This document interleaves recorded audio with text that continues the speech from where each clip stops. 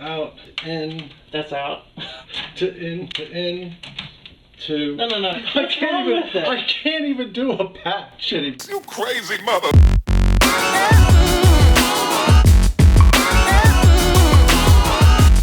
Alright, Ryan.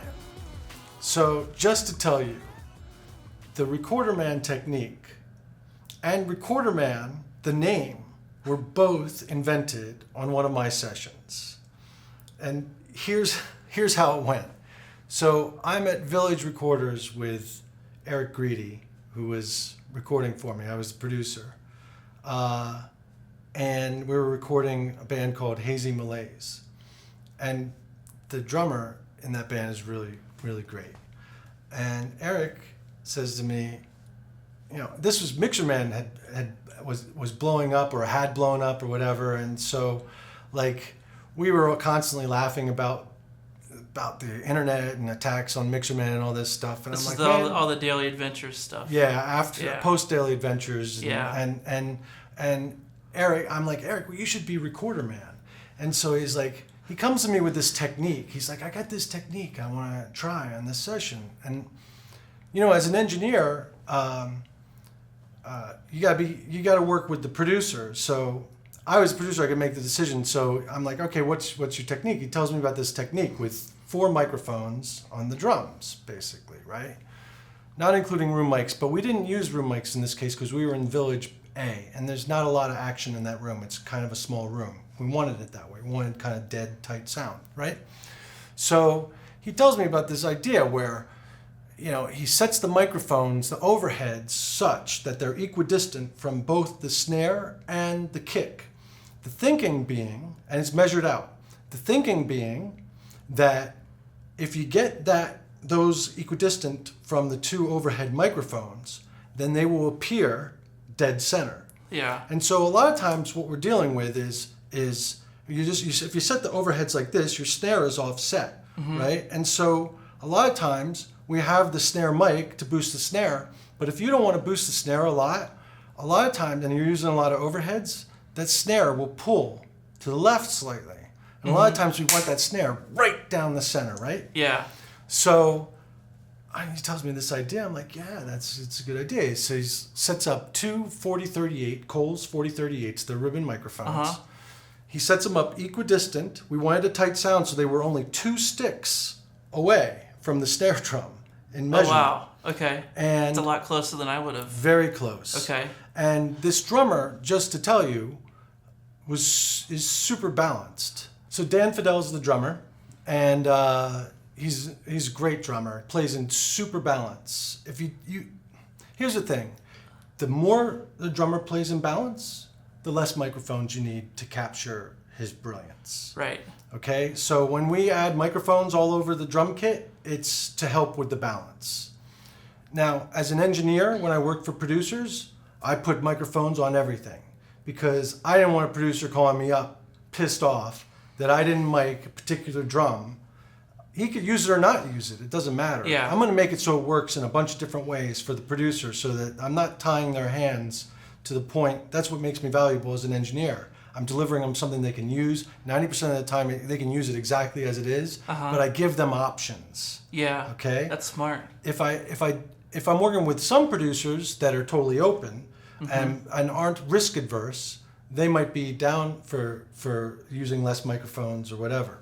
And in this particular case, Eric Greedy knows me, and I'm not really risk adverse to that because I come from a music background, but I also come from an engineering background. So I'm okay with operating without a net.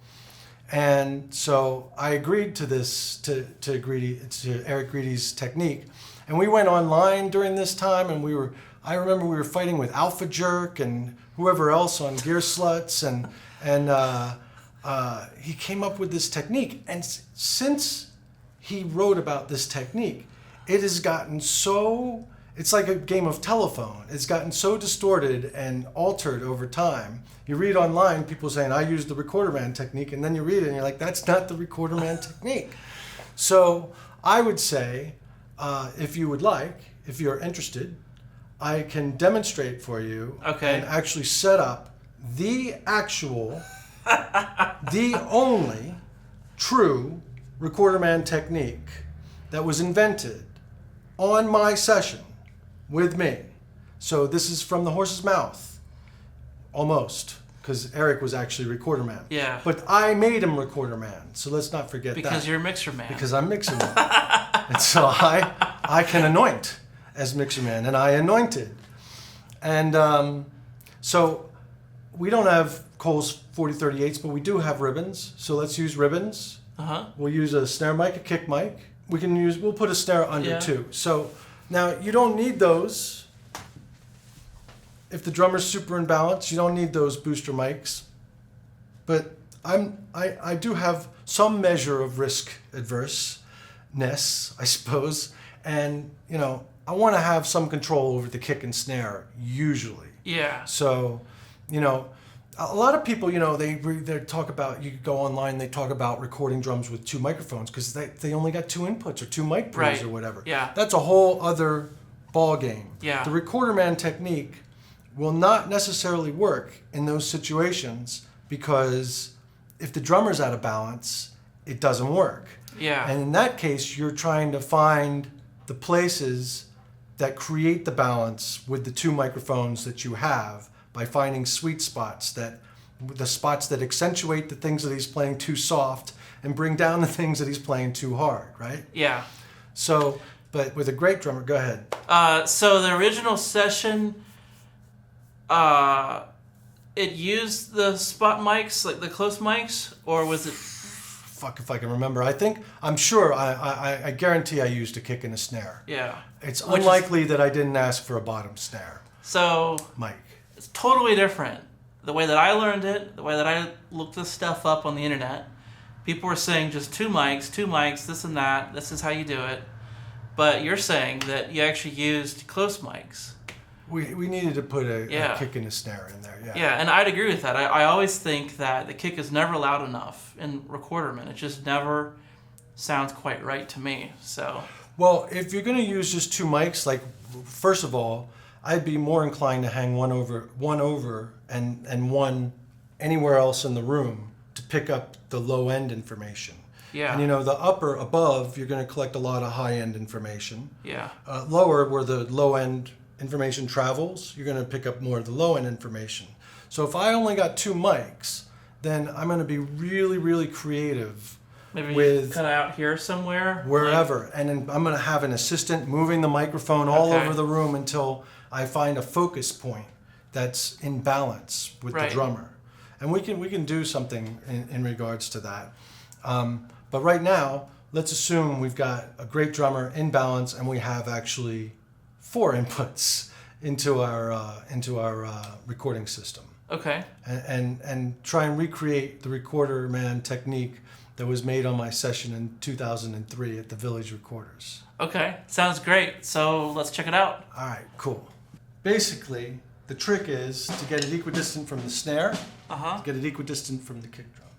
The snare's higher, so we got to get probably 3 sticks away from the kick drum, and maybe 2 sticks away, maybe a little higher from the snare. It's going to take a little wrangling Okay. to get it.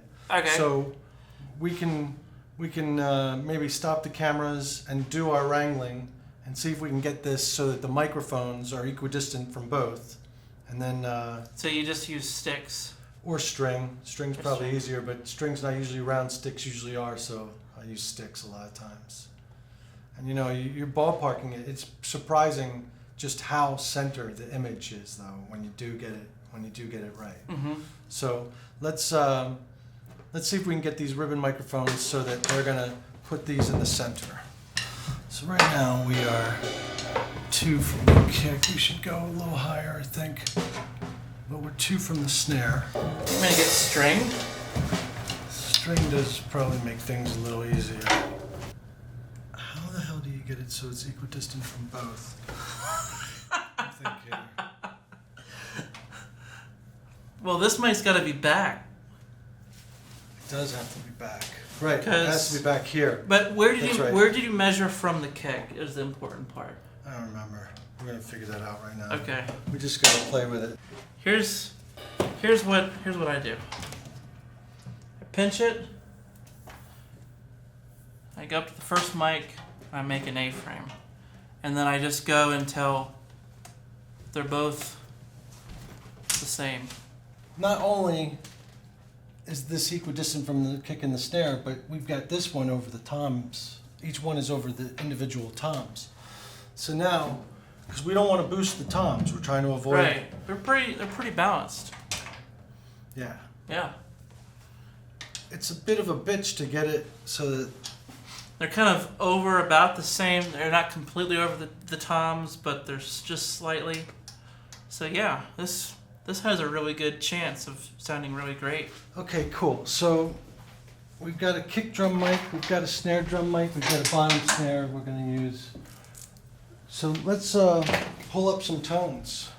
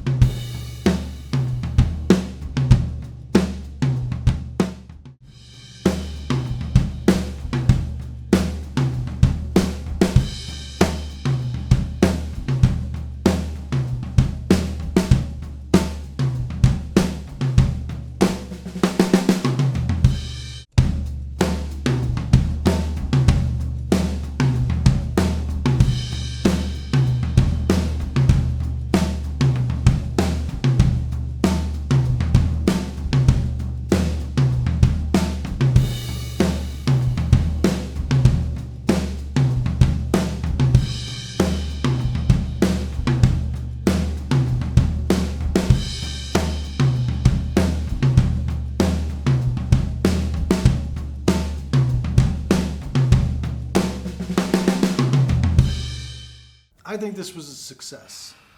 So these sound great by themselves. The snare just rocks Yeah. with these, especially, and the toms too when you put the compression on. We put compression on afterwards. I didn't record with the compression.